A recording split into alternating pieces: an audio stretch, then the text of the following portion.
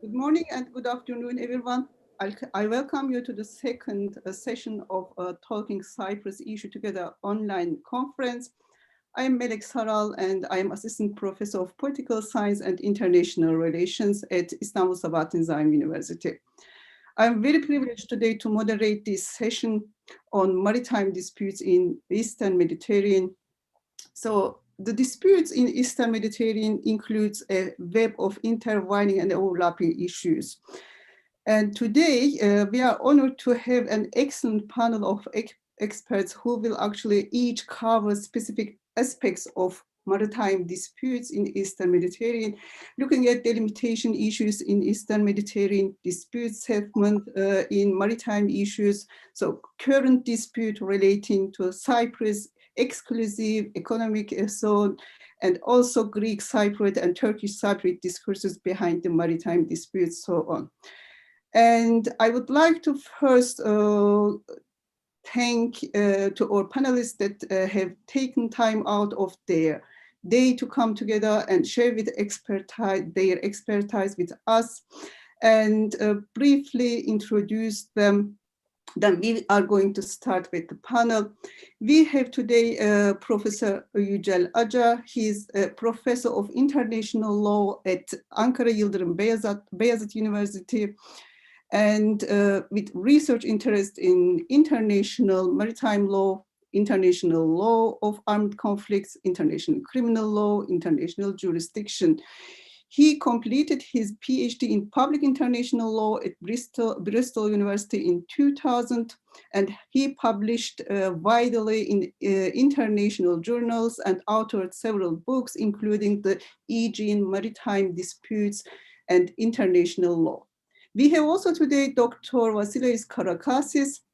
He's currently working as a lecturer of European Studies at Hague University of Applied Sciences. He previously worked as a lecturer of international and European governance at the University of Leiden. He obtained his PhD from the Faculty of Governance and Global Affairs. And his dissertation focused on the impact of natural resources on the recent escalation of the Cyprus conflict. We have also today Emine SÜLÜN. Dr. Emine SÜLÜN is an assistant professor in the Department of International Relations at the Near East University, where she has also been a faculty member since 2016. Dr. SÜLÜN completed her PhD in international relations at the Middle East Technical University. She holds also a bachelor in sociology from Middle East Technical University. Her research interests lie in the areas of geopolitics and security in the Eastern Mediterranean. And we have today the Professor Antonios Zanacopoulos. Antonios is an associate professor of public international law at the Faculty of Law of Oxford University. He studied law in Athens, New York, and Oxford, and published in a number of areas which reflects his varied research interest. He's the author of several books, including The Settlement of International Disputes. And he has acted as counsel and advisor in a number of cases before international and domestic courts, including International Court of Justice, EU courts, and European Court of Human Rights. So I don't think we could have a better qualified panel to address these issues of maritime dispute in Eastern Mediterranean. And I would like to also to give you an overview of the format of today's panel, just to give you an idea what to expect from the panel today. So each of our panelists will have 15 minutes to speak, and then we will move to Q&A session. And the event is broadcasted live in English and also simultaneously translated into Turkish. So via the YouTube channel of our university, İstanbul Sabahattin Zaim University. So the participants of the Zoom session will be able to contribute to the session and ask questions live via Zoom in the Q&A session. And the questions from the viewers would be then taken via YouTube chat box. So then all these questions will be addressed in the Q&A slot. So I won't take any more time now. So I would like to turn it over to our first panelist, Yücel Acar, who will speak about the maritime boundary delimitation in Eastern Mediterranean and Turkish Republic of Northern Cyprus. So the floor is yours, Yücel Hocam, and you have 15 minutes. Thank you very much. Hello again, everybody. I am well aware that I've just 15 minutes, so I will be quite concise, and hopefully I will be, fast enough to give at least the main aspects of the maritime delimitation issues in Eastern Mediterranean Sea and the reflections on the Turkish Republic of Northern Cyprus. Let me start with actually defining a couple of concepts first, and if I can do, I will share a couple of maps first. Then I will try to go forward from here. As you can see, we are actually going to be talking about two basic concepts. The first one is the continental shelf, and the second one is the exclusive economic zone. These two maritime areas are actually have some common aspects and also some different aspects too. Both of them are actually giving exclusive sovereign rights to the coastal state about the natural resources which are in these maritime areas. So they have, actually the same in terms of giving exclusive, sovereign rights to the coastal state over the natural resources of continental shelf and exclusive economic zone. They are mostly goes up to the 200 nautical miles from the coast. So we can say that they are also similar in this respect, but the continental shelf in certain circumstances go beyond 200 nautical miles. But we are not really related to that aspect in our issue, so we can assume that they are quite similar in terms of extent too. But I have to emphasize that the continental shelf covers only the seabed up to 200 nautical miles, although exclusive economic zone covers the seabed, the water column, and even the airspace over that 200 nautical miles space, and covering all the natural resources, including living and non-living natural resources. So what is disputed in Eastern Mediterranean Sea is basically related to these concepts of maritime law. But disputed aspect is about how far these maritime areas are going in Eastern Mediterranean Sea, but it's rather about delimiting them between the neighboring states. So all the disputed issues nowadays we see in Eastern Mediterranean Sea actually stems from a single dispute, which is about delimiting these maritime areas between coastal states. Delimitation is quite a disputed matter in maritime law because, exclusive economic zone and continental shelf are relatively quite extensive maritime areas if we compare with traditional territorial waters. So that's why exclusive economic zone and continental shelf frequently cause disputes between related states about their delimitation. We need to delimit them for actually two basic reasons in any maritime area. The first reason is that, most of the seas are actually not wide enough to give 200 miles maximum maritime areas to every single coastal state, surrounding a maritime space, just like Mediterranean Sea as a whole is a relatively very narrow sea area. So that's why we have to establish a maritime boundary between neighboring states to separate their respective exclusive economic zone and continental shelf.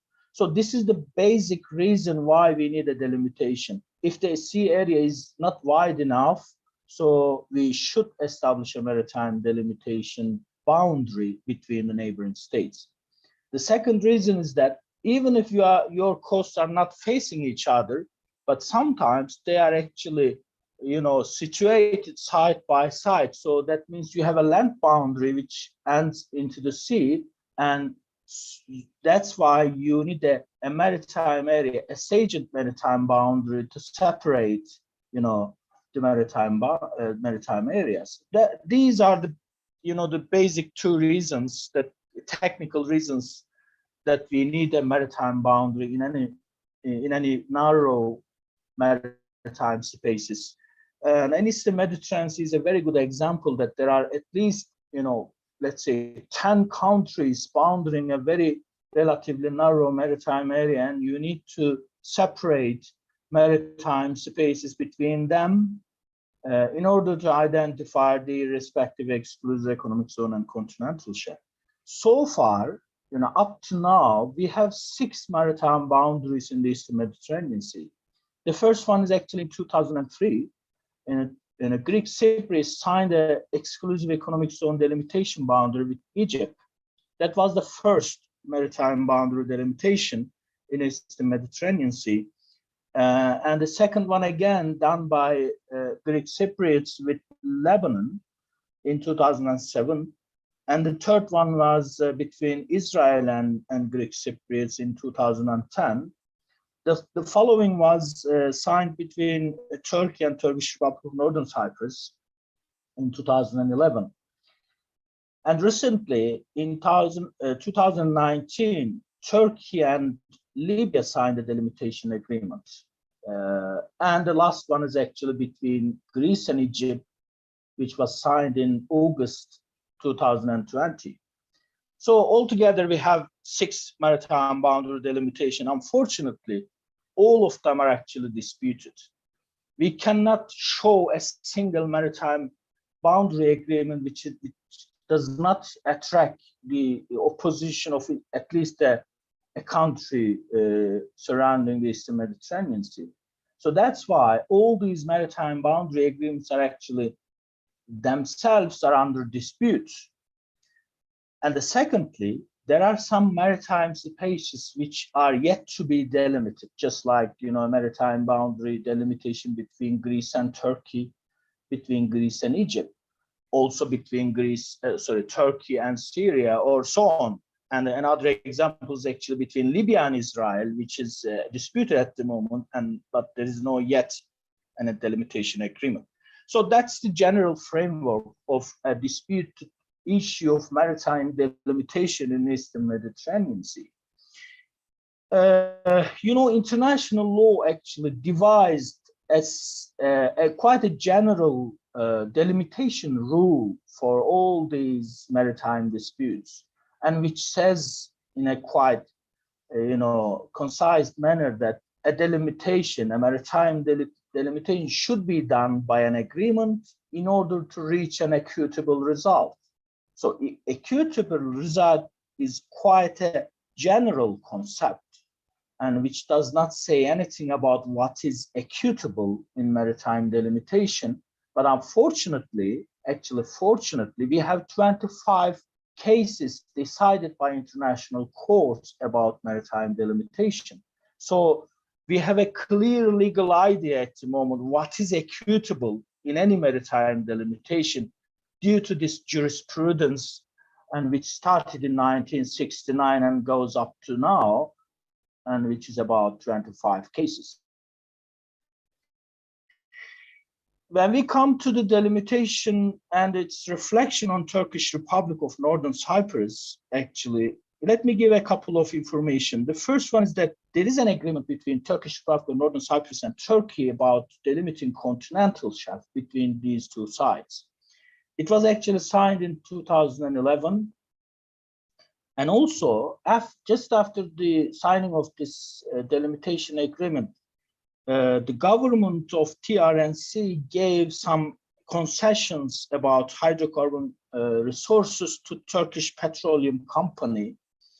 And actually, this concession identified a couple of, places which are actually coinciding with the concession areas given by Greek Cypriots. Actually, let me show a map to show the this shows actually, if you can see the map, you can see that in the north and south of the island there are the concession areas goes like A, B, C, D, E, F, and G. So this is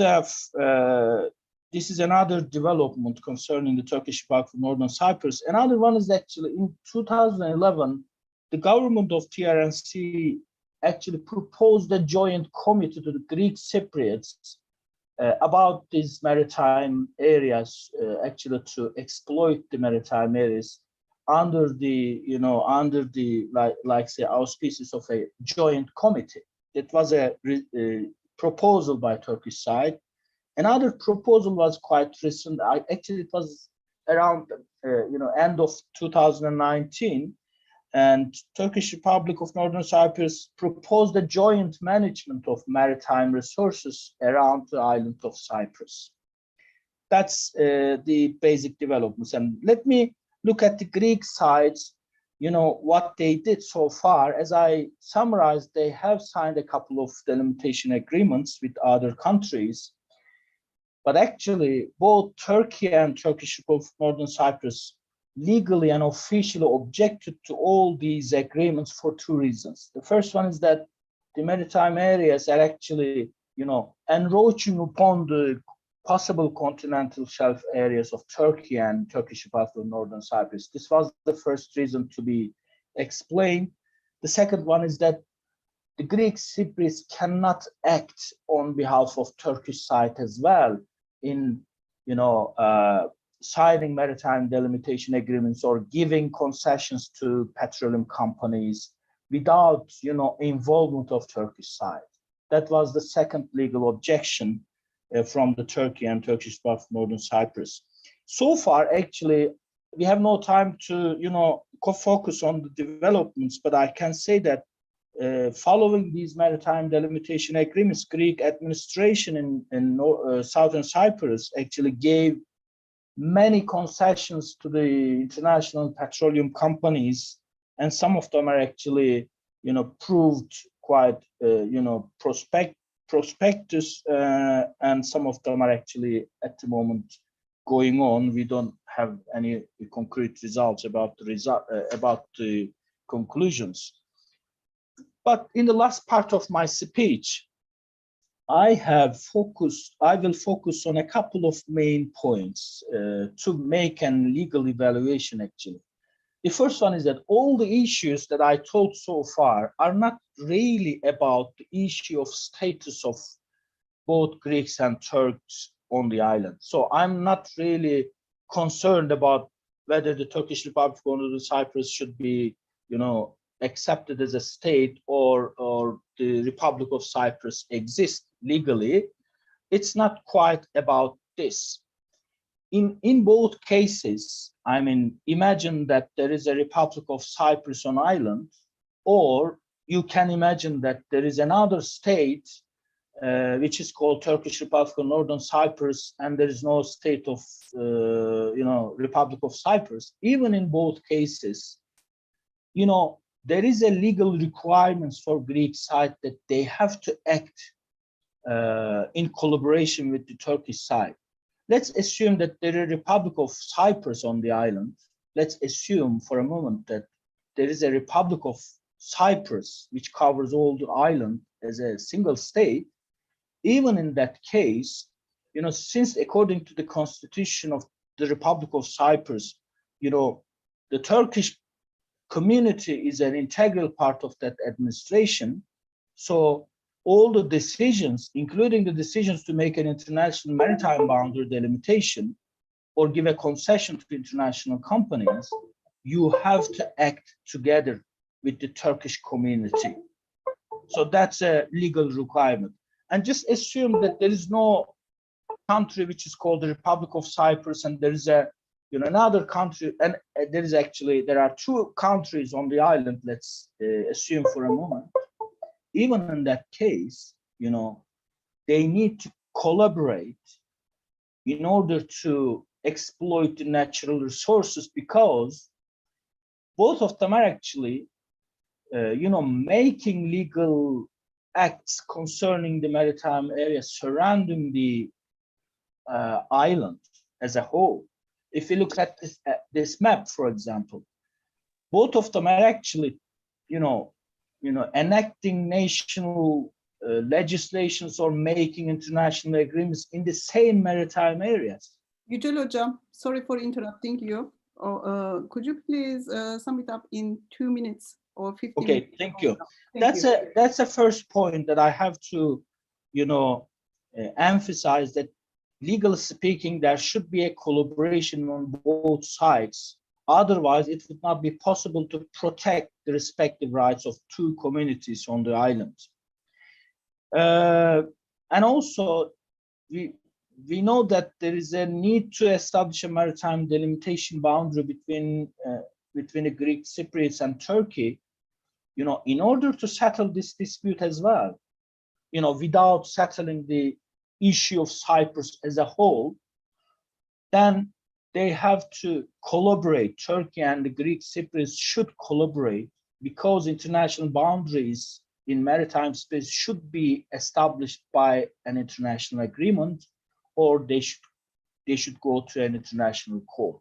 So that's why there should be a, you know, collaboration, legal collaboration between two sides as well. So that's a general framework that I would like to talk about, and I hope it would be clear enough for you. But otherwise, if there are any questions, I would like to answer in the second round. Thank you very much for listening. Thank you very much, Yücel Hocam, for giving us this general framework for the maritime delimitation. Now, I would like to invite Vasileios to give us his talk on Greek Cypriot and Turkish Cypriot discourses behind the maritime disputes. Vasileios? Okay, thank you very much. Professor ACER provided, you know, the legal framework. I'm going to focus more on the public policy perspectives, on the key discourses that are animating the maritime disputes on behalf of the Greek Cypriots and the Turkish Cypriots. So I'll start with a brief background. I think Professor ACER has already touched upon these issues, but I'm also going to repeat some of the aspects he mentioned. So the Republic of Cyprus ratified the UNCLOS agreement, the International Law of the Sea, back in 1988, and making use of this agreement, they signed the limitation agreements with Egypt back in 2003. In 2007 with Lebanon, although this agreement was not ratified by the Lebanese parliament, and in 2010 with Israel. And after they signed this agreement, the Republic of Cyprus parceled out 13 competing blocks within this exclusive economic zone, and in different licensing rounds, they invited companies in order to launch drilling in this particular blocks. So, of course, this raised the objections of both Turkey and Turkish Cypriots. Back in 2004, Turkey had raised objections against the agreement that Republic of Cyprus had signed with Egypt, and the main reason was about the part that goes west from the longitude that you see there in this particular map. Of course, this was not the only point of disagreement. The Turkish Cypriots and also Turkey did not want the signing of agreements that were not including the Turkish Cypriots in the driver's seat. In addition to this, in 2007, between 2007 and 2009, the former Turkish Cypriot leader, Mehmet Ali Talat, had sent a couple of letters to the Secretary General of the United Nations, objecting the agreements that the Greek Cypriots were signing. And in 2011, Turkey and Turkish Cypriots signed the limitation agreement, and they also parceled out some blocks. Some of the areas that they dispatched were encroaching on the exclusive economic zone of the Republic of Cyprus. And of course, the announcement of Nobel Energy back in the summer of 2011 about the existence of gas reserves in the seabed of the Republic of Cyprus flared up the conflict. But as we can realize, this conflict was launched a decade earlier. So what I wanted to see through my dissertation, and I want also to lay out in this presentation, is to see the discourses that are underpinning the strategies of Greek Cypriots and Turkish Cypriots. And in order to uncover these discourses, I used a methodology which is called Q methodology, that is tailor-made to measure human subjectivity. I wanted to ask opinion leaders from the Greek Cypriot side, opinion leaders from the Turkish Cypriot side, to see what kind of stakes do they attach to the natural resources as well as to the delimitation agreements. And in order to implement this methodology, I visited the island for the first time back in 2014 and 2015. And the timing matters because back in 2014, there was initially a joint agreement between Dervish Eroglu, if I remember correctly, and President Anastasiadis about providing some key points to relaunch the stalled negotiations back then.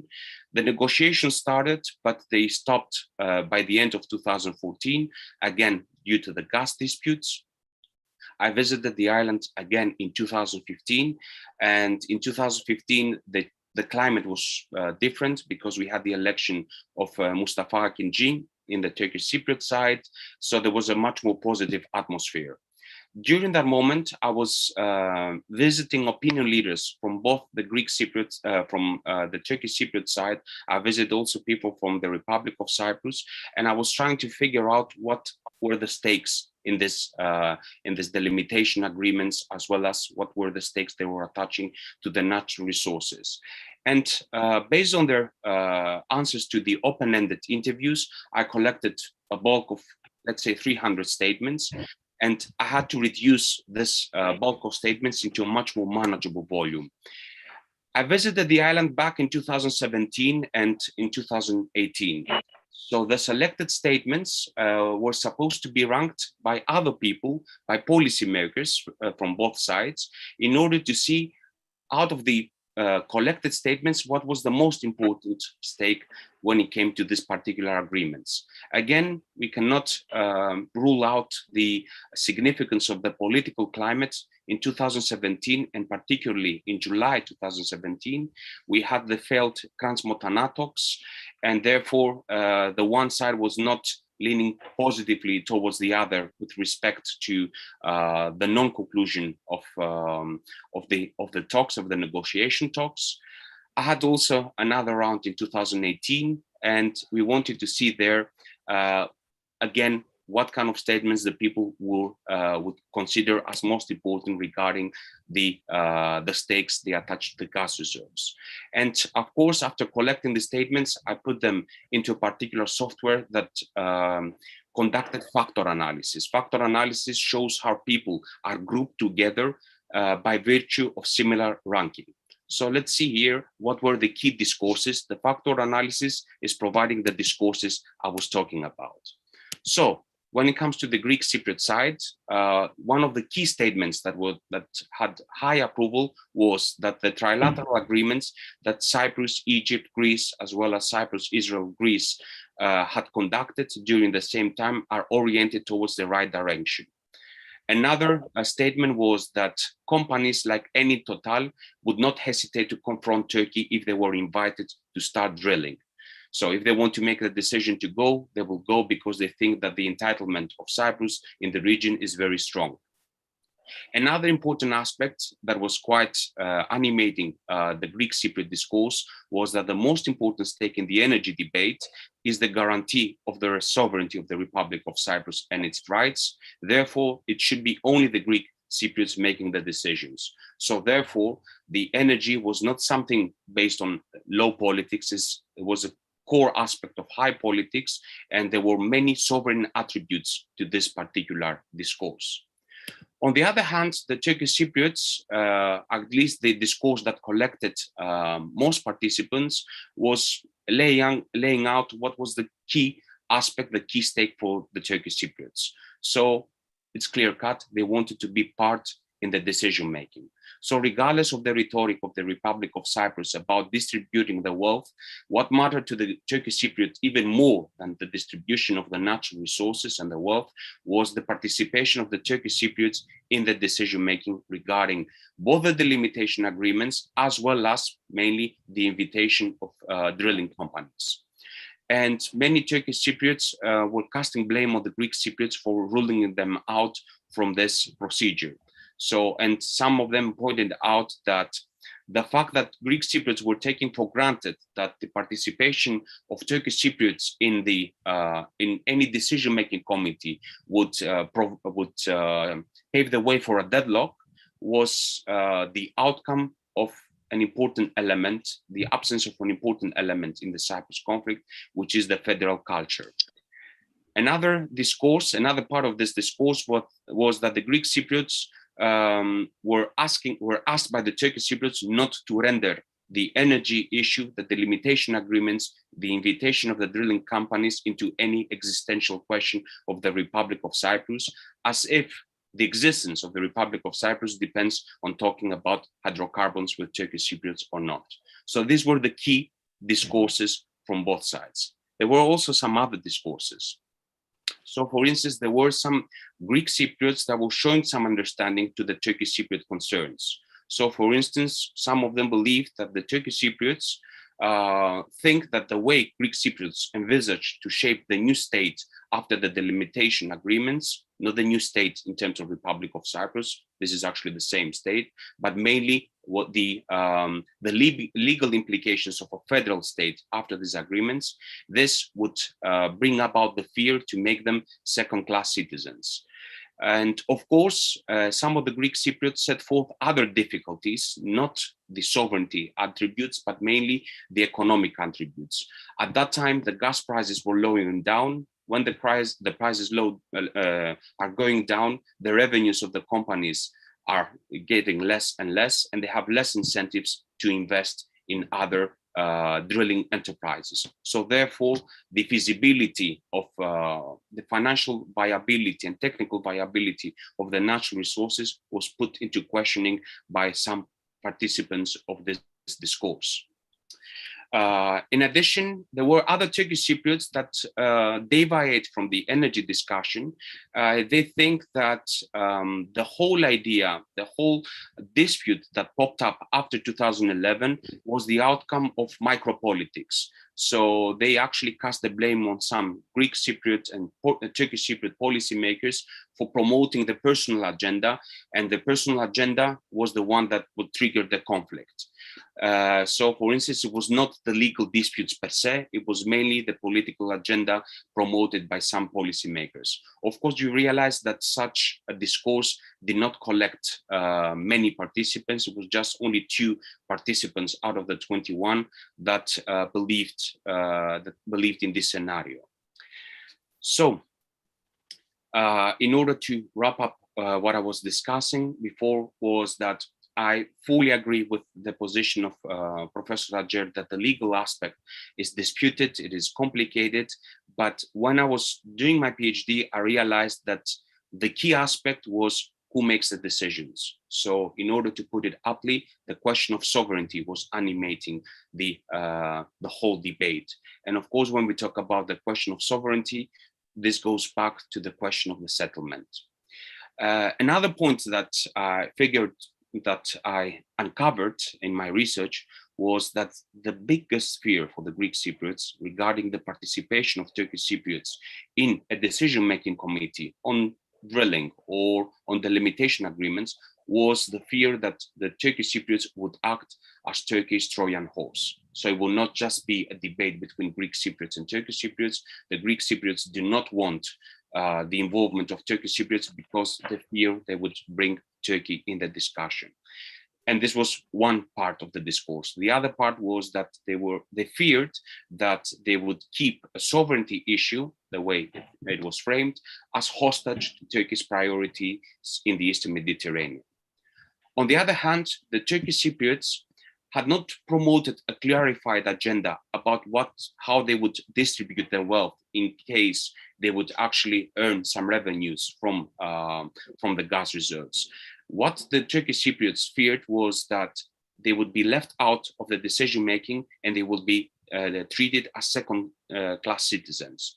So therefore, the main consideration for the Turkish Cypriots was that an important aspect, the security architecture that would emerge from the exploitation of natural resources, would not put them in the driver's seat, would not put them in the decision-making position. They would be left out and they would have to deal with fait accompli based on the decisions made by the Republic of Cyprus. And of course, if we combine these fears with the absence of the mutual hearting stalemate, meaning that, this is a situation that has, probably both sides are suffering from the division of the island, but on the other hand, many people have been accustomed to this idea, and probably there are not that many incentives in order to change the situation. So if we combine this with the fears that I mentioned before, we realize how this impasse is still how this impasse still exists on the island. So, however, I was trying also to ask the people what kind of solutions they would propose in order to get out of this deadlock. We need a disclaimer. So in order to make the solution works, questions of trust are coming at play. So therefore, one idea would be, for instance, the intervention of the European Commission, and particularly the Director General of Energy Portfolio of Enlargement, and as well as the European Neighborhood Policy from a different body of the EU, to develop an Eastern Mediterranean energy diplomatic task force. And of course, this would not be a forum that would provide legal precedent. It would be a framework that could unify regional stakeholders. They could facilitate a regional dialogue towards the establishment of the Eastern Mediterranean as a gas hub. So therefore, this forum could invite industry players, legal and technical experts, energy analysts, parliamentary members of the energy committees from the environing states, and they could create an informal setting in order to discuss and sketch out potential scenarios about the distribution of wealth in the Eastern Mediterranean.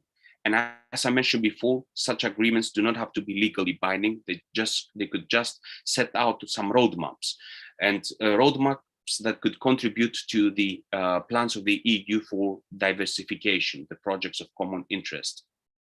So therefore, we don't, in the Eastern Mediterranean, the dispute is not only between Republic of Cyprus and Turkey, or Greek Cypriots and Turkish Cypriots. We have other disputes as well. So many regional stakeholders could participate in this informal setting without being compelled to recognize legally each other. We just need the human element.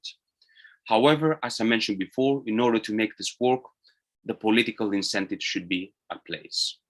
So yeah, this was it. I don't know if I've exhausted my time or was... You are on time, Vasileios. Thank you very much for that. Now let me turn to Emine next, and Emine, Dr. SÜLÜN will speak about current disputes relating to Cyprus exclusive economic zones. So the floor is yours, Emine. You have 15 minutes. Thank you very much, Professor Melek. Thank you very much, first of all, for convening such a stimulating conference and for inviting me as a speaker. I'm going to repeat some of the parts that have been already mentioned by Professor Yücel and as well as Professor Vasileios, but I think I will be able to provide maybe a political significance of the legal aspects provided by Professor Yücel. Yeah, so I will mainly try to go through the Cyprus problem and current disagreements over the maritime boundaries in the Eastern Mediterranean, and will provide maybe some ideas about how we can find some solutions for, sorry for that. I'm trying, yeah. So while doing that, I will try to summarize some questions over the legal delimitation of continental shelves and exclusive economic zones in the Eastern Mediterranean, and some driving factors behind the current dispute relating to, especially to Cyprus's exclusive economic zone, some positions and perceptions of parties involved in this dispute, and as I said, a way out of the current deadlock, some ideas which I think will be helpful for the QA part as well.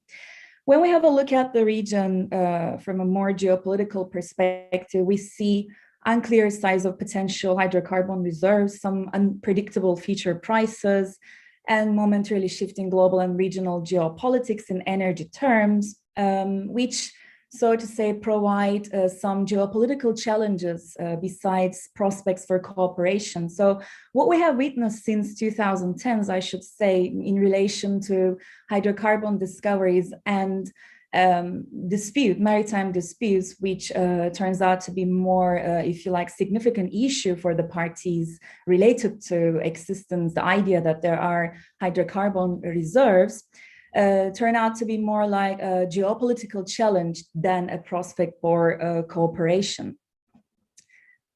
These parts I'm going to really go through really fast because, as I said, Professor Yücel summarized them to a large extent, but there are a number of treaties, of course, especially 3 important treaties when we have a look at Republic of Cyprus's maritime boundary delimitation agreements. One concerning the establishment of the Republic of Cyprus, which states that Cyprus cannot claim as part of its territorial sea waters extending to the boundaries of Avrupa and Dikelia sovereign base area. And the letter to sign, one signed in 2003 with Egypt, again, for delimitation of exclusive economic zones between the parties based on the median line principle, which is very important for political reasons, because we will see that this will turn out to be the main fault line with regards to the delimitation of maritime boundaries. And with Israel, letter 1 with Israel in 2010, again, based on the median line principle. So we understand that Republic of Cyprus, as well as Egypt and Israel, they have a perspective, a principle of delimitation of these maritime boundaries based on the median line understanding. Whereas when we move forward with TRNC on this ground, we see a signing of a continental shelf delimitation agreement between Turkey and TRNC back to 2011, based on equitable principles, based on the international law and equitable principles. And we see that this continental shelf delimitation rather took place as a reaction to the drilling activities, which were ongoing at that moment back to 2000s, beginning of 2000s. And there are a number of other political, if you like, points, significance of this agreement, delimitation agreement. One related to the comprehensive settlement, where it is stated that both Turkey and Turkish Republic of Northern Cyprus, they will continue their efforts towards a comprehensive settlement.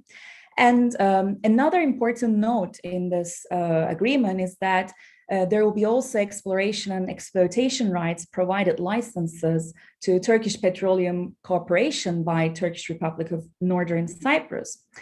I understand that this delimitation, continental shelf delimitation agreement is a difficult one, a tough one to understand in the sense that it provides licensing blocks, and as it can also be seen in this map, it basically has blocks around Cyprus, not only in the northern part of the island, to the surprise of many, because here, I think from a very symbolic, it has a very symbolic political significance in the sense that it puts forward that the aim is to symbolically also tell to the rest of the international community, to the rest of the world, that this delimitation agreement is there to, it takes into account the legitimate, equal and inherent rights of both Turkish Cypriots and as well as Greek Cypriots. So it's basically for the whole island, and it takes into account the whole, the claims and then view on the whole continental shelf of the island. And I'm pretty sure that later on we can discuss further what does that mean basically for in political terms. But let me move on very quickly to Turkey and the Memorandum of Understanding signed between Libya and Turkey back to 2019. Again, this was one of the basically moves taken by Turkey in order to indicate, if you like, the rights deriving from international law that Turkey has in the Mediterranean, in Eastern Mediterranean.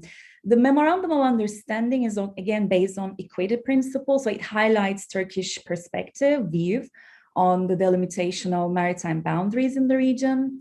It has also a very technical problem for EastMed pipeline project because it closes Crete's southeastern part, since it encloses as well, it has Crete within the delimitation of basically in the conception of the delimitation signed between Turkey and Libya.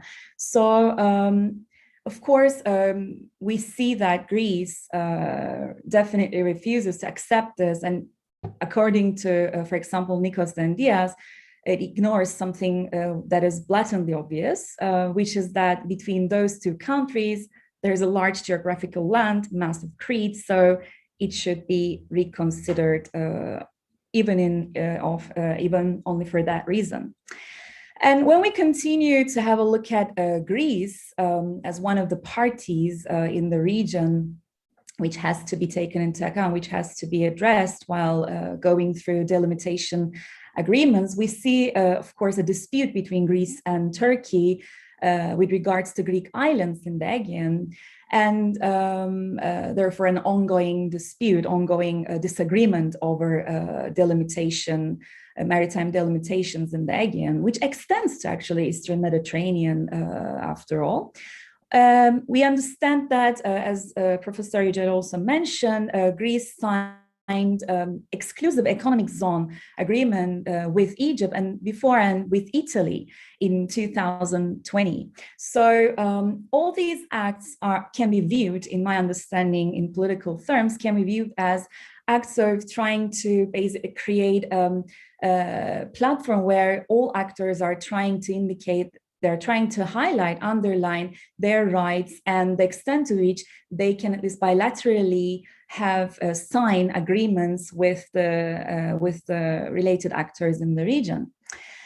When we have a look at the driving factors behind the current dispute relating to Cyprus's exclusive economic zone in particular, we understand that the ambiguity with regard to the boundaries and territorial claims in Cyprus, given the Cyprus problem, so to say, resurfaced as the maritime territorial disputes. And this can be viewed also when we have a look at quite differing perspectives and claims held by Republic of Cyprus, as can be seen in this map, and as well as Turkey's claims, which appears to be fundamentally different than Republic of Cyprus's maritime claims. So at this point, I think it's very important to also look at the positions and perceptions very briefly. Turkey, when we have a look at Turkey's position, main position, we understand that related to the Aegean Sea, Turkey has not signed or ratified the convention, United Nations Convention Law C, mainly to prevent the application of the 12 miles territorial sea rule in the Aegean Sea. Not that Turkey is conceptually or theoretically against of the idea of islands having territorial seas, but Turkey argues that for the Aegean Sea, this has to be the principle which has to be applied. And the limitation of the exclusive economic zone or the continental shelf in the Eastern Mediterranean, in particular in the western part of the island, also concerns Turkey to a great extent because of Turkey's sovereign rights emanating from the established principles of international law. According to Turkey, this has to be reconsidered again with Egypt in bilateral terms. Any agreement should be based on the principle of equity, according to Turkey in the region. And there is no single authority in law in Cyprus who can represent jointly the Turkish Cypriots and Greek Cypriots or the island as a whole. So these might be seen as the main lines of Turkey's position in relation to the region. When we have a look at the Republic of Cyprus's position, we understand that it is more shaped around reminding the rest of the international community that they're the government of the Republic of Cyprus, the sovereign authority, sole sovereign authority, referring to previous UN resolutions and as well as their membership, European Union membership. So there should be no question over their existence as a sovereign authority of the whole island, according to that understanding. And from a more technical point of view regarding the Turkey's objections, Republic of Cyprus at several times, they pointed out that they've already submitted in 1974 a law proclaiming its continental shelf, as well as in 1993, a set of coordinates and charts depicting its baselines to the UN division, to UN basically, without any objections on the behalf of Turkey, which according to Republic of Cyprus, to a large extent indicates a tacit recognition of these claims. So they have the entitlement to make legitimate claims of maritime zones in the region based on that understanding. Moving forward with a very difficult actor actually in the Eastern Mediterranean, a de facto TRNC's position, where Turkish Cypriot community is trying to get an agency within that perspective, as rightly pointed out by my colleague Vasileios in the previous presentation. According to Turkish Cypriot community, there is a violation of fundamental rights of them and interests when we have a look at what has been taking place within the context of hydrocarbon explorations or exclusive economic zone delimitations, because they simply have no presence in any of these agreements. So they highlight the fait accompli, if you like. So they are left with no options but to accept those bilateral agreements. Even in case of a solution, for example, in a federal solution, this will be of course, a fundamental, very significant political problem for Turkish Cypriot leadership, or it has the potential to be a problem in that sense. And they also highlight at several times they provided the suggestion that the issue has to be discussed basically intercommunally within the intercommunal negotiations together, or should be left, if you like, after a comprehensive political settlement. The whole issue should be basically left for later. And of course, it's a very political and at the same time a reciprocal step what Turkish Cypriot leadership took back to 2011 by signing a continental shelf agreement. As I mentioned in my previous slides, it was basically in response to what has been already taking place in the region. And it was a move to basically regain maybe or reassure their agency in the overall issue. Greece's position is mainly built on the delimitation rights of Greece, as well as they point out the sovereign rights of Republic of Cyprus in concluding exclusive economic zones with third parties in the region, as well as continuing their exploitation activities. So, when we have a look at, after this, if you like, a summary, sort of a brief summary of what is in place, what is in front of us on the matter, we understand that unilateral acts and similarly bilateral agreements between any of these parties, Turkey or Libya, Republic of Cyprus and Egypt, or Israel, we understand that they have no legal effect on other coastal states. Disagreements led to a delimitation problem where we see a rapid escalation of tensions and, as mentioned earlier, a resort to nationalistic rhetoric more due to unsolved Cyprus problem. And from a more legal perspective, maybe a solution is needed through negotiations or perhaps a third-party settlement if required. But from a more political perspective, I think there has to be a political will and a courage to settle the dispute. So equitable solution by applying equitable principles with a reasonable degree of proportionality has to be on the table, but we need parties to get together to discuss basically the issue together, which appears to be quite problematic in the given geopolitical context, where for Republic of Cyprus and Turkey, it's almost impossible to basically meet and discuss the matter before the resolution of the Cyprus problem.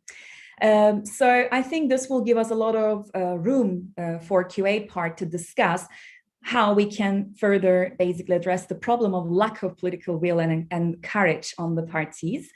And I would like to add one more point. I know that there will be another session on energy in particular, but I think this relates also for this panel.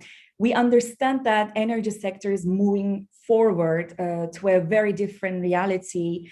I mean, we understand that we're further moving away from the reliance of hydrocarbons.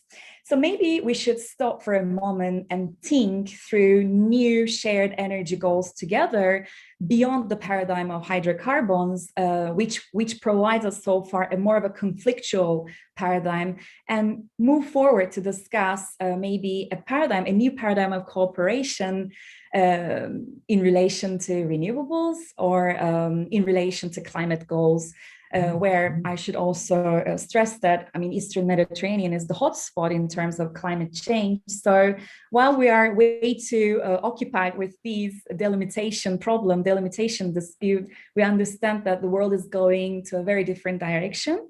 So this would also provide a room for cooperation maybe at this point. So therefore, I would like to also make a comment and a tiny note on this as the final point. So thank you very much for listening. Thank you very much, Emine.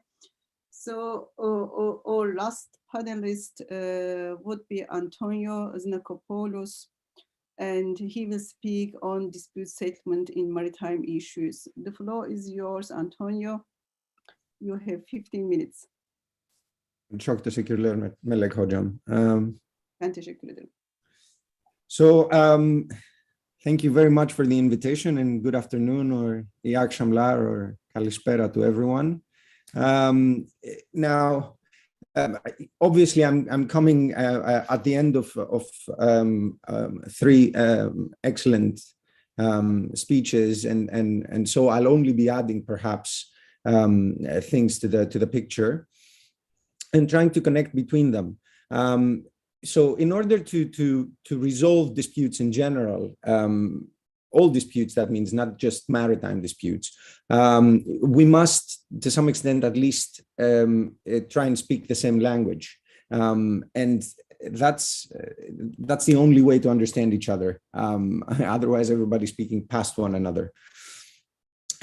So law, and in particular international law, offers a tool, offers a common language in this respect. It can be a language to resolve disputes. It is just one of the languages that we can use to resolve disputes, but at least it offers a common language in this respect. So what I will try to do is perhaps set out the position in international law as I understand it in general with respect to maritime disputes, explain a little bit the relevant zones and what they entail in terms of coastal state rights, and then perhaps look at the situation at hand or draw some parallels or implicit parallels to what can be done in the situation at hand. So Yücel Hoca obviously set out very clearly the two main zones that we're mainly interested in, especially when it comes to the Cyprus problem, and they are the continental shelf and the exclusive economic zone. He very rightly said that these zones have many commonalities, but also some differences. In particular, they both grant exclusive rights over natural resources. They grant exclusive sovereign rights over natural resources.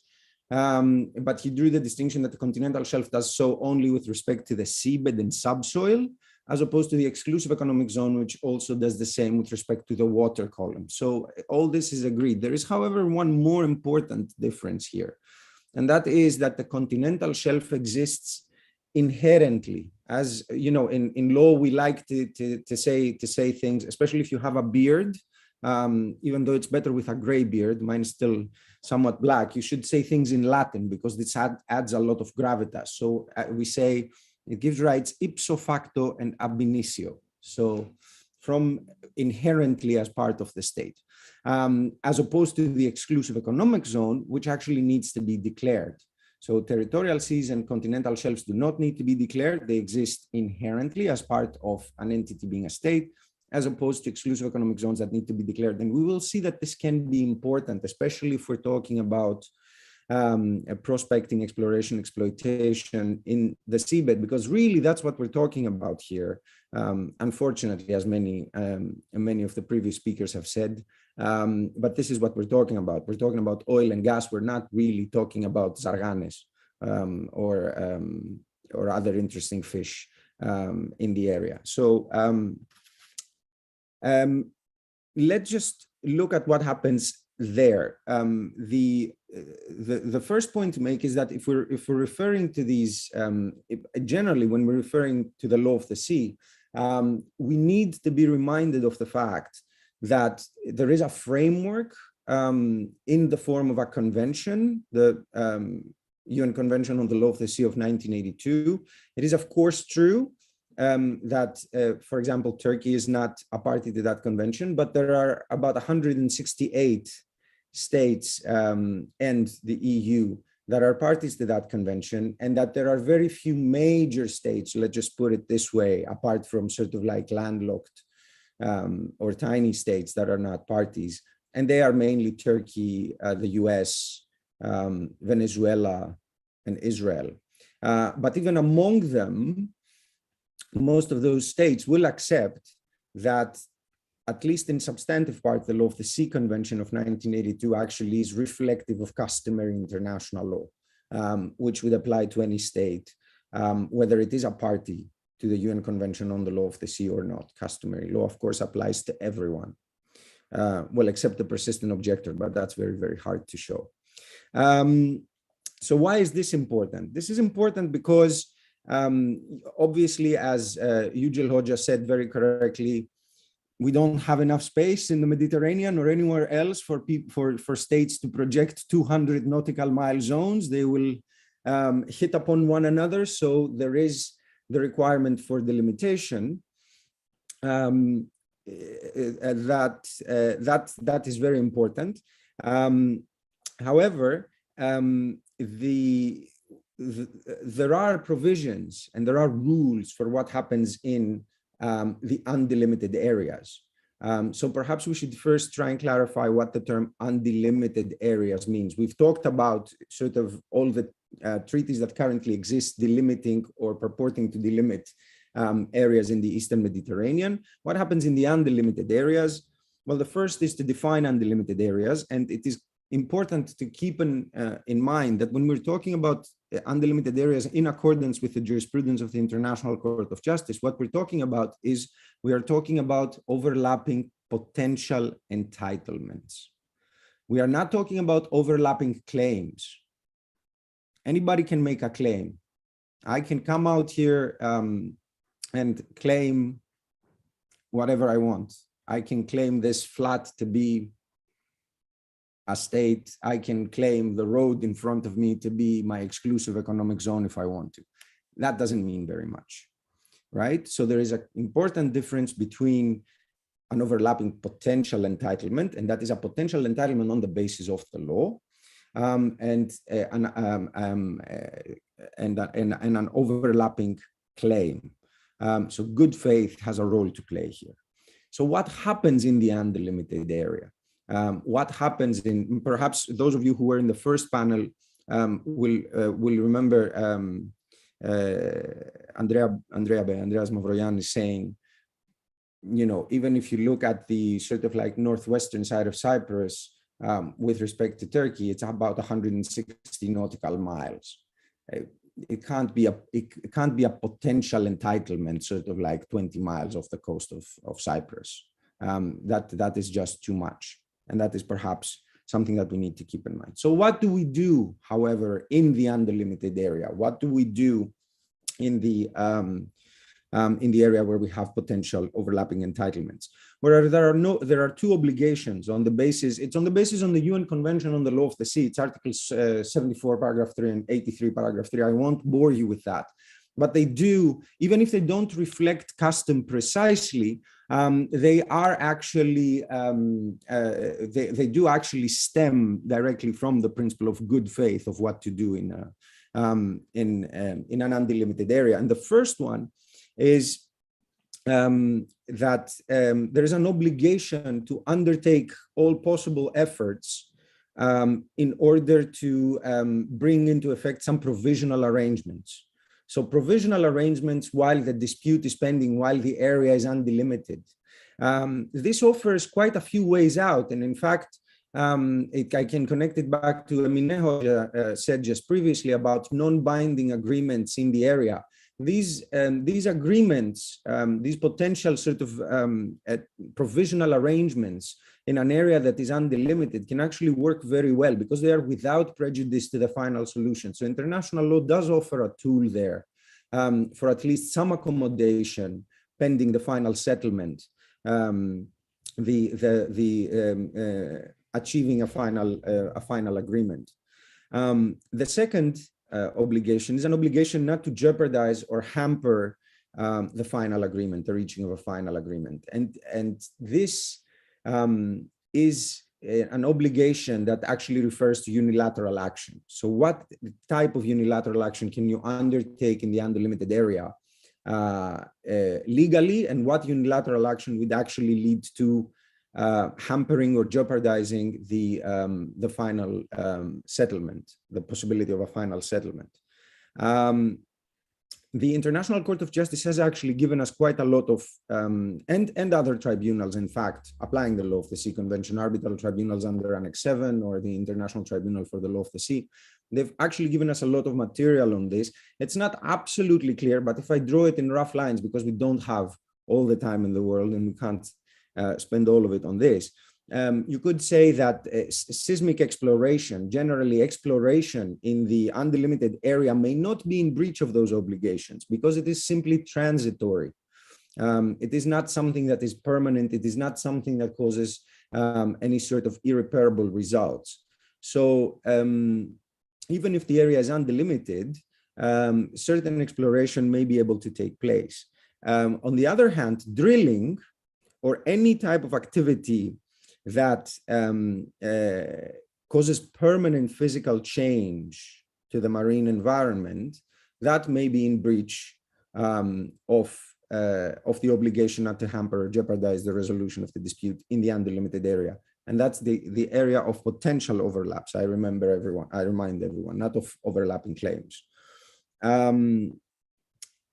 One final important point to put here is that we are talking about continental shelf and or exclusive economic zone. In reality, it doesn't make a huge difference except for the fact that the continental shelf exists in and of itself, and I'll come to this.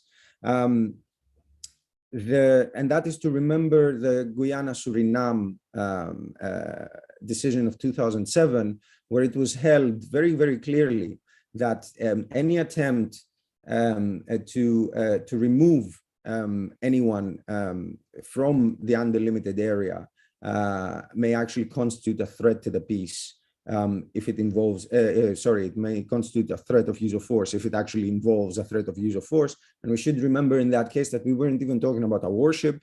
I think Suriname had only sent a ship where handguns, the crew had handguns on them. So that would be a serious violation of the UN Charter, Article 2.4, which prohibits the threat or use of force, which is in fact also customary international law and binding on all states. The other thing would be to say the following, that potential drilling in the undelimited area could constitute a breach if it leads to permanent physical change. And in fact, even exploration may constitute a breach if later it is found that the particular area where the activity took place actually belonged to the other state, was actually within the continental shelf of the other state. And this is because, quite apart from the exclusive economic zone, and that's why the continental shelf is important, the rights in the continental shelf exist ipso facto and ab initio. So they were there and they were being violated. We didn't just know it yet because it had not been determined that where the line was. But the rights there were there before the line, in a way. It's slightly problematic in terms of planning out your action, but it is what the law provides, even though we have a couple of cases that we may need to discuss in this respect. I'm sorry, Melek Hoca, by any means, if I'm going too long, just shut me out down. 4 minutes left, so if you can wrap up in 4 minutes, it would be great. I will do so. Okay, so how do we deal with the undelimited area? Obviously, again, it has been said that the only way to resolve disputes in this case, to deal with the overlapping potential entitlements, is to delimit the area, and this can only be done in 2 ways in accordance with international law. The one is through a negotiated settlement, through basically sitting down and talking about it and finding a way out and drawing a line, or the other is to go to judicial settlement. Tertium non datur, again in Latin, it sounds more important, but it just means there is no other way out, right? Now, it is important to note what the practice has been with respect to negotiated settlements, to agreements, and that has already been mentioned by Emine Hoca to some extent.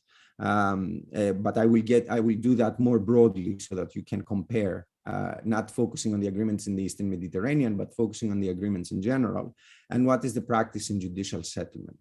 So in both cases, there is this reference to equitable principles because of the 1969 North Sea Continental Shelf cases decision of the International Court of Justice.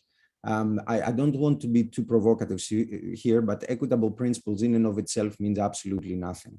You know, what is equitable will differ depending on who you ask. This is a problem that both the states and international courts and tribunals have dealt with. The way that states have dealt with this problem in making their maritime delimitation agreements is basically to go, in the vast majority of cases, for the median line. They can't be bothered for anything else. This is the overwhelming practice when it comes to agreements for delimitation between states. When it comes to the International Court of Justice or other tribunals trying to delimit in the basis of judicial settlement, they of course have to pay lip service to the concept of equitable principles, and that's always where they start. But since 1969, we have a very, very constant case law, a jurisprudence constante, if you want, where the international tribunal, where the international courts explain these equitable principles as follows. They say, in order to achieve an equitable result, what we need to do is we need to take a 3-stage approach. And I will remind everyone this 3-stage approach, which has not, well, in fact, I will just mention the 3-stage approach, which has not been mentioned yet, which will show you, however, that equitable principles or equity or all that stuff is not just something super vague up in the air, but it's something very, very specific according to the jurisprudence of the international courts. And that is, first, after having determined the relevant coasts, you draw a median line. You draw an equidistant line. This is the first step. The second step is to adjust the equidistance line if required on the basis of special circumstances. And these are mainly geographical special circumstances, existence of islands, for example, and so on and so forth. And the third step in this approach is to do a disproportionality test. So effectively to check to see whether the relevant maritime areas are in a relationship of disproportionality to the relevant coasts and make any corrections that may be required in this respect. So when we refer to equitable principles, it's good to keep in mind that we start from the median line and we don't go too far away from that. We can introduce corrections, But, and the courts usually do introduce corrections on the basis of various principles, and we can discuss them. And this is the way out. So perhaps this, just to give the legal framework, which I think can be quite useful in our future discussion, also connecting to what the distinguished speakers have said before me. I will end again with a final thought that reflects the thought of Emine Hoca, and but also of Pinar Hoca in a comment in the previous panel. Are we seriously discussing hydrocarbons in 2021? I mean, before we even achieve the limitation, before we even solve the Cyprus problem, which I think we will solve at some point in the future, but we may not have time because we may have died before that, right? We may have drowned before that. So perhaps this is something, sorry to bring in sort of like an existential threat kind of thinking in the in our situation, but perhaps our problems are much, much smaller than we actually think when compared with the threat of global extinction, either from rising sea levels or from rampant viral diseases running around the globe. So perhaps we can take a step back and calm down and come together in trying to respond to these issues. So thank you very much. Teşekkür ederim. Thank you so much for these all excellent speeches. I appreciate all the talks, and now we have just 45 minutes left for the Q&A session.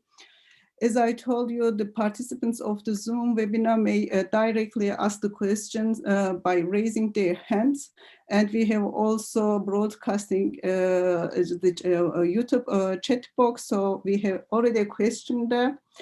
I will start with the question we have we have received in chat box from Murat Aslan. He is an assistant professor at our department at İstanbul Sabahattin Zaim University. And he asks the panelists, and I would like to ask the audience, when they ask a question, if they want a particular panelist to answer this question, please name the panelist. Otherwise, I will just ask you who want to respond to the question. So the question is, do you think this problem could have been solved through the exclusive economic zone or the continental shelf resolution, beyond the fact that the problem is actually more than this? I believe that is still Murat Aslan Hoca, that we intentionally focused on the processes by making arguments not the debatable givens to avoid the root causes. So saying, maybe or suggesting that we should also, look at the root causes. So any of you who want to first respond to this question from Murat Hoca, should I repeat this or post it maybe to the chat box of Zoom? Maybe this would be helpful. Antonio, would you like to respond to this? I mean, I can very briefly say that, yes, I agree that in reality, and I think it has been mentioned also by other participants here, that in reality, we can't deal with these issues until we deal with the root causes. The problem there is that we've been trying to deal with the root causes for a very, very long time without much success. That's the issue. It is then natural in a way, unfortunate but natural, that you will start sort of trying to compartmentalize the disputes in different areas where you think one party may be stronger than the other, and that will sort of give further weapons down the line in the more general negotiation. So it's unfortunate, but it's not surprising that this happens. But once the disputes do emerge, you actually need to have a general understanding of what they are and what the positions are. Now, yes, of course, solving the root causes will solve all of these issues as well. But you know, if you can't do that, or you can't do this at the time, you can at least find ways to either resolve the more partial disputes, or at least to find a way to live with the more partial disputes in a way that does not rise to the level of an existential threat, or the threat of use of force, or something like this. So I agree with the point, but I still think it's important to be talking about these issues as they arise. Thank you. Any of you who wants to add to this or give a response to the answer to the question? So I can add a couple of points, actually, what Antonio said about these delimitation issues. Actually, delimitation issues are not in the very fundamental of the Cyprus issue as a whole. You know, even if we are able to settle the delimitation disputes, it doesn't mean that we are going to be able to settle the Cyprus dispute easily. I think it's quite vice versa. You know, in the world, there are many delimitation disputes which have been settled by bilateral agreements or through because they had good enough relations to take these disputes to a court or to settle by themselves. You know, we have some disputes about the delimitation in the Eastern Agency, not only because there are some geographical complications, but there are also maybe much more than the political complications. You know, basically it stems from the dispute of Cyprus as a whole. You know, Greece and Turkey is also failing to agree on maritime boundaries in the Eastern Agency, and the Cyprus dispute plays a role, you know, to separate these two countries from getting an agreement on the maritime boundaries, I think. thank you, Yücel Hocam. Are there any questions from the? I can add something, Professor Melek, to this. Floor is yours. Maybe, I don't know whether other panelists will agree with this or not, but in the case of in case of Cyprus's exclusive economic zone disagreement with Turkey, we understand that since 2010s, the hope was that existing hydrocarbons, the amount of hydrocarbons and the prosperity linked to that, the hope of the prosperity linked to that, will trigger those actors to basically find a conception of what is equitable for all parties. So it will play a motivation, it will be a motivating factor for these actors to at least try to negotiate what might be this equitable solution, conception, a shared one among them. But what we understand, so therefore, Cyprus problem, unsolved Cyprus problem is a root cause, but at the same time, there are other factors. At least we thought that there were other factors given the amounts of hydrocarbons. Now we have less hope. We don't think that the amounts are really, if you like, sufficient to be a game changer, which was the case previously, really back to 2010s. The way that we were conceptualizing the amounts were more like maybe they will play such a significant role to really alter the existing conflictual positions of actors and will motivate them to find a middle ground. So sometimes, especially in this case, we understand that actors, they don't have enough, if you like, sufficient, so to say, incentives at the moment, given the amounts of hydrocarbons to really come up with a conclusion on, to basically conclude an agreement on exclusive economic zone or continental shelf. So this is how I may also maybe add or respond to the question asked by Murat Hocam. Thank you very much. Yes, Antonio. Yeah, if I can just add based on what both Yücel and Emine said, with which I agree, in particular to what Yücel said is, yes, of course, this is not the foundation of the Cyprus problem, but if you can compartmentalize the dispute, politicians are always thirsty for a win. So anything that they can find on which to sort of like score some partial points also for internal consumption is absolutely crucial to them. So it is expected that these things like this can happen, and then perhaps the law can calm, or an understanding of sort of like what the legal position is, and communicating that also to the population can actually calm people down a little bit and have them step back from the sort of supranationalist positions that they tend to take. And then in the context of what Emine said, with which I agree a lot, I think, yes, this is now less hope that sort of, you know, the hidden wealth in the bottom of the ocean will spark everyone to sort of happily resolve the problem and share the wealth. This is not, just to add on this point, this is not the first failure of capitalism and free market thought, right? Where everybody thinks money will solve everything and everything's gonna trickle down, and don't worry about the riches, they will eventually come to you by dripping down. They won't, and I'm afraid even if there was untold wealth in the bottom of the Eastern Mediterranean, I'm not sure that this would help resolve any problem.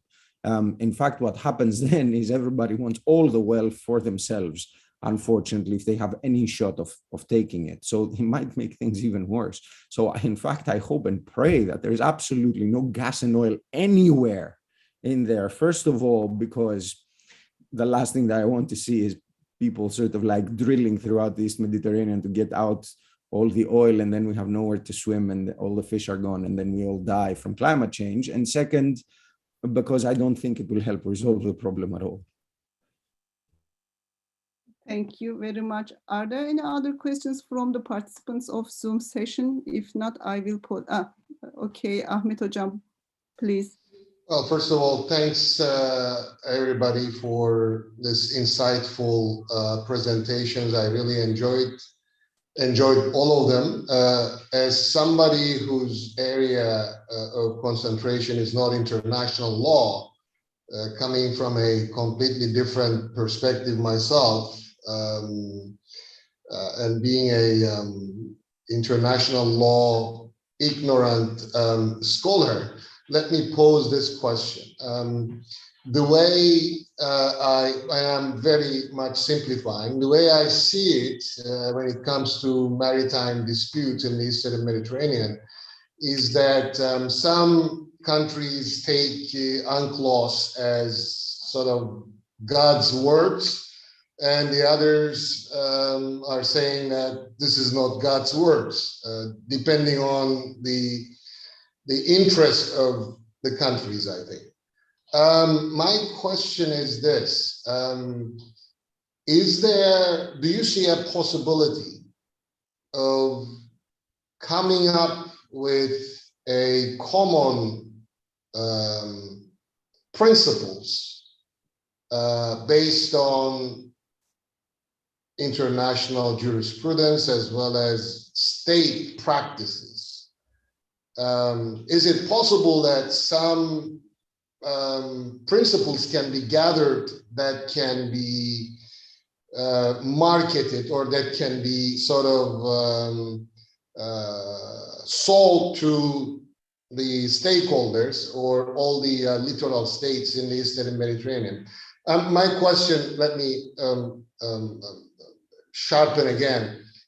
Do you believe that a set of principles based on international jurisprudence and state practices, finding that common principles is possible that can be accepted by all the littoral states in the Eastern Mediterranean? Thank you very much, Ahmet Hocam, for this question. If you allow me, I would actually add my question to this, which is in the same line. I was wondering, you know, and I would then, if it is possible, like to ask you to answer maybe both at once. I was wondering if, you know, there are equivalent maritime disputes between, you know, this kind of competing parties, which can be taken as an example for a resolution of these disputes, so that you can elaborate more on the issue. Thank you very much. I mean, I don't know, Ahmet Hocam, if you have posed the question to a particular panelist, otherwise I would go. I would, of course, I show Antonio and Yücel as the primary, but I would like to get at least the perspective of Vasileios and Emine also on what they think about this, the possibility of this common set of principles that can be acceptable to everybody in this region. I would suggest that we go the order of the panel and start with Yücel Hocam, if you don't mind. Yücel Hocam, would you like to respond to the question? Okay, thank you very much. Actually, this question that Ahmet Hoca raised is quite a significant one, actually.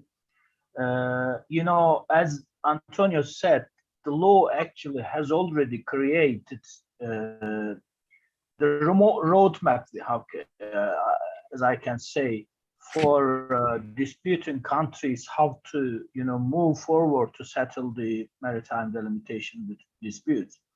In the past, we had a very unfortunate delimitation rule, which was quite general, and still is the rule which is quite general in 1982 Law of the Sea Convention. Again, I agree with Antonio that it reflects the customary law. So that means all the countries, including Turkey, agrees what is the delimitation rule in international law. That's for sure. There's no dispute about what is the rule or not. So we know that the rule in 1982 Law of the Sea Convention is also a customary one. So, and then Turkey respects this rule as well. So that's a very fortunate starting point. And luckily, again, we have enough number of state practice and the agreements between countries about the delimitation. Also, we have enough number of judicial decisions concerning the maritime delimitation. That's why we know what means acuity in a given situation, including the Eastern Mediterranean Sea. But here, and this is from my experience in maritime delimitation, that Eastern Mediterranean is relatively a very easy region to make a delimitation. Comparatively, it's an ordinary and is easier than most of the cases, actually, in terms of geographical circumstances. Let's imagine the agency. Agency is almost unique. You cannot imagine a single case which is more difficult than the agency. But the Eastern Mediterranean is not so complicated. What complicates the Eastern Mediterranean is actually rather political. And Ahmet Hoca knows better than us, actually, that the problem about the status of islands, that's in the core of the maritime complications, actually, in the Eastern Mediterranean Sea. Let's imagine that if we settle status problem in the island, I am sure that it will be very easy, either through an international agreement, a delimitation agreement, or through an international court, to find an equitable delimitation in the Eastern Mediterranean. I cannot say the same thing about the Aegean Sea, but I can say that it would be quite easier. But unfortunately, politics is quite complicated in that region. That's all I can say, actually, about this very fundamental and important question. Thank you very much, Yücel Hocam. Vasileios? So, Professor Suzanne, thank you for your question. Indeed, this is quite a challenging question. Let me start with the UNCLOS. The UNCLOS is already a well codified document. I'm not an international law expert, but based on the documents I've read, and based on the provisions that the UNCLOS sets forth, and they could be easily applicable to the case of the Eastern Mediterranean, I think that still we miss some extra principles, some informal principles on how to put this codified document in practice. So when it comes to our case, I think that the way we frame energy as a high politics issue and not as a soft politics issue complicates a lot the proper implementation of the UNCLOS in our region. And there is also an additional aspect from international relations perspective, because this is my niche. It's what we call the relative gains theory. So when we actually gather in a discussion, we have this mentality, we have this, imagine that we lose one of our, I don't know, uncle, a rich uncle, and he actually gives all his possessions to the family members. And what the family members consider more important is not how much they're going to gain from the property of the missed uncle, but mainly how much the other members are going to get from this. So this also applies to relative gains theory, and particularly to our region. It's not about how much money we're going to get from the distribution of wealth, which is still not fully extracted, but we care more about how much the others are going to gain. So I don't know if there is any set of principles that could put this, in a more formal way, but unfortunately, the way we treat things in the Eastern Mediterranean makes things a bit more complicated. So unfortunately, I cannot come up with any concrete answer about set of principles, but mainly some kind of informal principles could, change of informal principles could change things. And yeah. Could it be safe, Vasileios, to say that whatever set we are going to come up with should be a combination of both international law as well as some diplomatic practices going hand in hand together? Yes, yes. It's, for instance, this was also a discussion that you set forth in the previous session about the current format in the United Nations. Not just this, top down. We need also bottom-up approach, and the bottom-up approach cultivates a more informal. Absolutely. So, and this reduces the transaction cost between the contributing parties. Absolutely. Thank you. Emine Hocam. Thank you very much, Melek Hocam.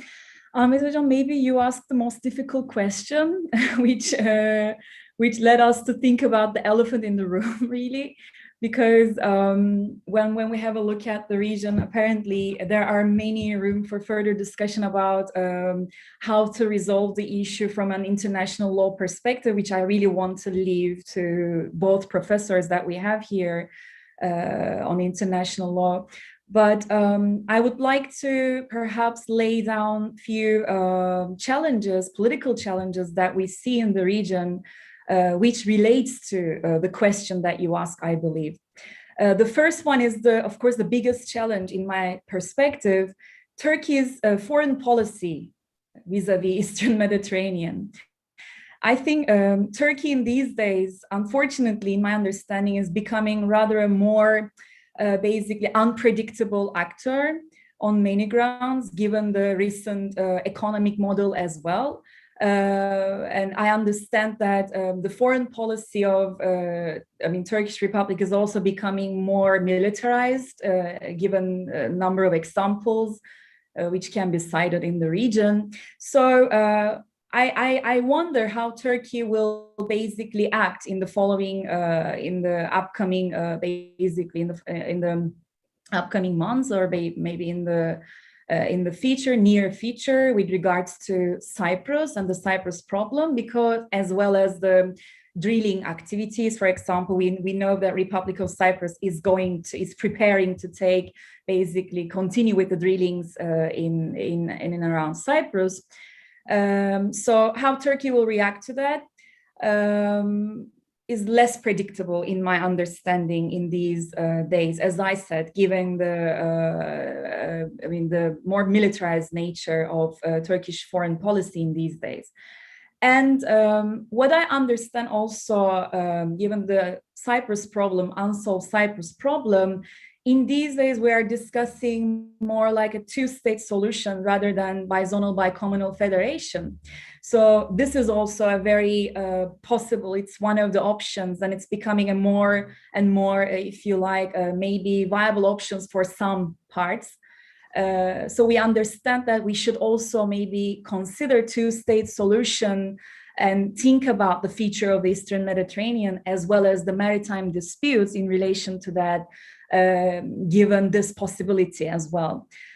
So how this will effect, because now we understand that, I mean, TRNC, de facto TRNC, as I also tried to summarize in my presentation, lacks an agency really, or had few responses, reciprocal steps taken in response to the problem, the dispute. But now I can't imagine how two states in Cyprus, for example, hypothetically speaking, how this will change the dynamics in the region, and how this will add another challenge, the extent to which this will add another challenge to the maritime dispute. So I believe this can also be discussed in the context of this panel discussion today, because, I mean, so far the dilemma, I mean, the paradigm that we really set, all the questions and the discussions were mostly related to a federal solution in Cyprus, and maybe if we also open up the unsolved Cyprus problem a bit more,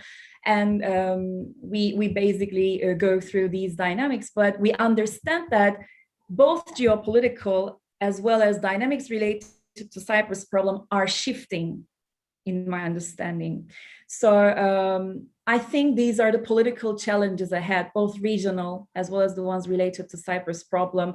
And it will become maybe much more difficult to address the maritime dispute in the upcoming terms. I think we lost the train back to 2017. We were in somewhere else discussing bizonal bicommunal federation and a tiny challenge regarding the maritime disputes, which would be a problem, of course, for federal Cyprus, but would resolve definitely in more peaceful terms. Now, I think we're in a different paradigm. Thank you, Emine. Antonio, you can take the floor to respond. Thank you, Melek Hocam. I agree that that the question that Ahmed Hoca is putting is perhaps sort of like the crux of the matter. So let me try and respond to this. Is the UN Convention on the Law of the Sea the unerring word of God? No. It is close to the unerring word of God when it comes to what is the law of the sea. That doesn't mean that any solution that will be achieved has to be actually fully taking place on the basis of the UN Convention on the Law of the Sea. But let me explain what I mean by that. The problem is as follows. When the law, or at least what most states in most of the world accept to be most likely the law, makes the position of one side relatively stronger, they will not easily give up that position unless there are concessions. And here, and especially when it comes to delimitation, especially when it comes to zones and delimitation, it is clear that the law, both in the UN Convention on the Law of the Sea and customary international law, which is reflected to some extent in the UN Convention on the Law of the Sea, and especially at least parts of the jurisprudence of international courts and tribunals, makes the position of one side stronger than the position of the other side, who is in a way fighting a rearguard action. You can't expect those who have a stronger position in law to give it all up and go into a negotiation that is basically on no prerequisites, because they would effectively be losing everything that they have, and it would just sort of like resort to it would just sort of like deteriorate into a negotiation based on power dynamics. It's not a secret that in international law, powerful states want to negotiate on the basis of nothing, and less powerful states want to go to courts. I mean, that makes sense, right? It's Nicaragua that's suing the United States in court. It's Iran that is suing the United States in court. It's the Philippines that is suing China in court. It's not China suing Togo in court. You don't see that very often. So that doesn't mean that there is no way out. And the way out is the following. If you sit down and you accept that perhaps one side's position in law is actually stronger than the other side's, then all that other side has to do is to avoid that, but it can't avoid that by going into a zero-sum game. You lose everything and I gain everything. Just the other side makes some serious concessions. It's still going to be fewer concessions than you would have if you were going to a court, or if you were resolving this on the basis of international law. The settlement takes place. The settlement, what states agree, doesn't have to be in accordance with international law in that sense, because international law itself allows that. International law itself, when it comes to delimitation, for example, says, whatever you agree is fine. The question is, how do you reach that agreement? And as I said, in most cases, most states will go to that agreement based on the median line because it's the easiest and the most equitable solution. Now, that doesn't mean you have to go there. There are ways around it. But in order to get those ways around it, you would have to make some concession to the other side. You can't just tell the other side, right, so it's not going to be that, which is your strong position. It's going to be something that makes your position a lot weaker. And for that, you get nothing at all. That is the concept of negotiation. International law is not an impediment to negotiation. International law does not block reaching agreement on other bases. It actually facilitates that. But it's then the dynamics of negotiation that come into play. So I don't think, to put it differently, I don't think that the law of the sea convention or the law of the sea is actually an impediment to finding a solution. It needs to be used as assistance in understanding what the position would be if you were going to a court. And having that in mind, you can then much more easily have a negotiation where, in fact, both sides can win, right? It doesn't have to be that we all lose. It can also be that we all win. It's just that people sort of like almost never think about all winning. They all think about the other side losing. But there we are. Thank you, Antonio. Are there any other questions? So in the then last part, I would like to actually ask our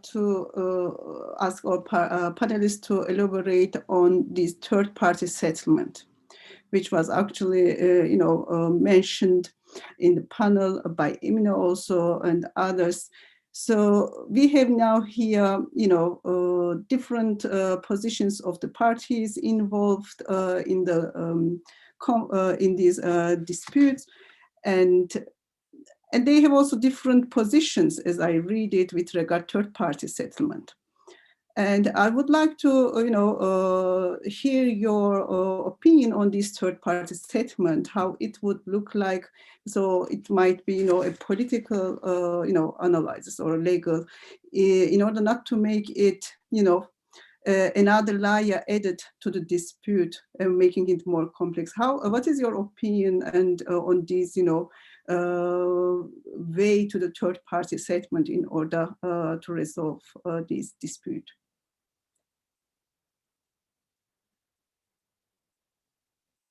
So any of you who want to respond to the question, if it is not clear, I can rephrase. Okay. Okay, Antonio. Antonio, are you going to start?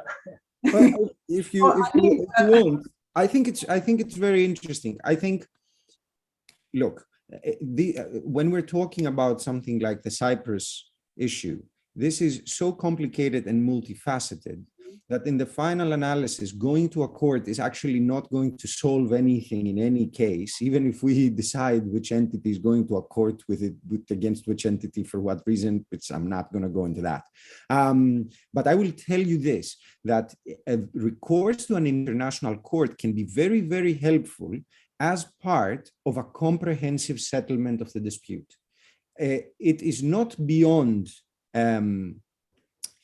the realms of imagination that a dispute may be reached, a comprehensive solution may be reached, and recourse to an international court in order to compartmentalize some disputes and send them to the court might be the best way out, and it might actually facilitate the reaching of a comprehensive settlement. Why is that? Because sending something to an international court will allow all the stakeholders to put the blame on the court. And in that sense, they could avoid having playing the blame game both between each other, but also with respect to their internal constituencies. So it is not unheard of that in such situations, you can, if you are close to reaching a comprehensive settlement, so that requires quite a lot, sending some things to third-party settlement can actually be very helpful because you put them to the side and also you kind of deflate them, especially if it's in the context of settlement. I will give you two very quick examples. One is the Gulf of Maine case, which is actually such a delimitation case where both the US and Canada, they were like, and sorry, I know this is being recorded, but take this with a pinch of salt. They're like, we really can't be bothered and we're really not that interested in this thing, but we need to resolve it, but we don't want to resolve it by negotiation, because if we resolve it by negotiation, there will be hell to pay in our local constituency. Because whenever you go into anything like that and you reach any sort of agreement, if there are, if there are high tempers and sort of like nationalist feeling, everybody turns home a traitor. Everybody returns home a traitor. You make an agreement on the limitation, everybody's a traitor. So one way is just send it out to the international court and then blame it on the international court, and people will have calmed down by then. And it actually works. And the other relevant example is around United States, right? The mediated Algiers Accords in 1981. How did they resolve the issue? There was a comprehensive solution on the basis of a particular mediated negotiation, and they reached some results. And then on all sorts of other legal issues, in fact, that would have sort of like prolonged the negotiation for 20 or 30 years, they just created an international arbitral tribunal and they sent them to that tribunal and they said, you deal with this now. You are the Iran-US Claims Tribunal. The Iran-US Claims, this was done in 1981. 40 years down the line, that tribunal is still operating in The Hague, still resolving disputes from the 1981 Algiers Accord. So it can play a role as part of a comprehensive settlement, and it can actually be quite helpful to diffuse sort of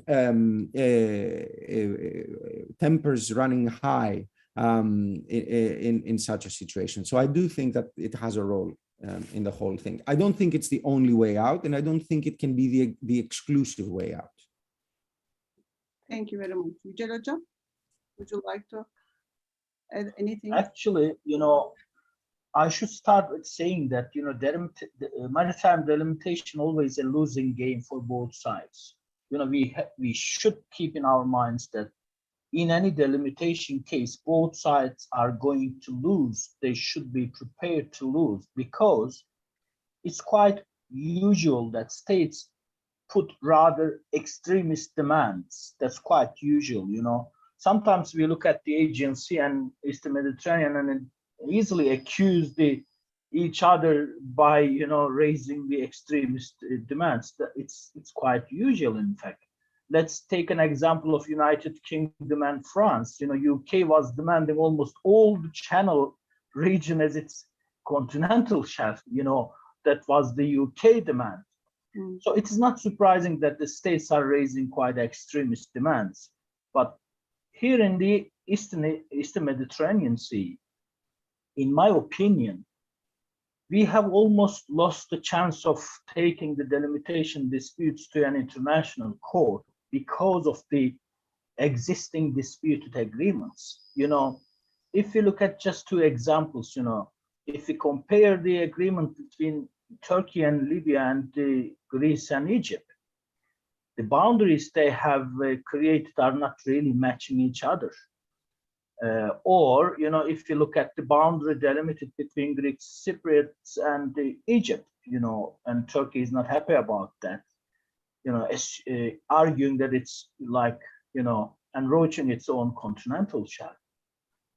And also there are, some other complicating delimitation agreements like Turkey and Turkish Republic for Northern Cyprus, which was again objected by Greek Cypriots and Greece. We should first of all, combine these agreements in a harmonized way. And the only way, in my opinion, is left to the negotiations. If you take the the case between Greece and Turkey to an international court about the Eastern Mediterranean. So what should, be expected from a court? Is the court going to dismantle the agreement between Greece and Egypt?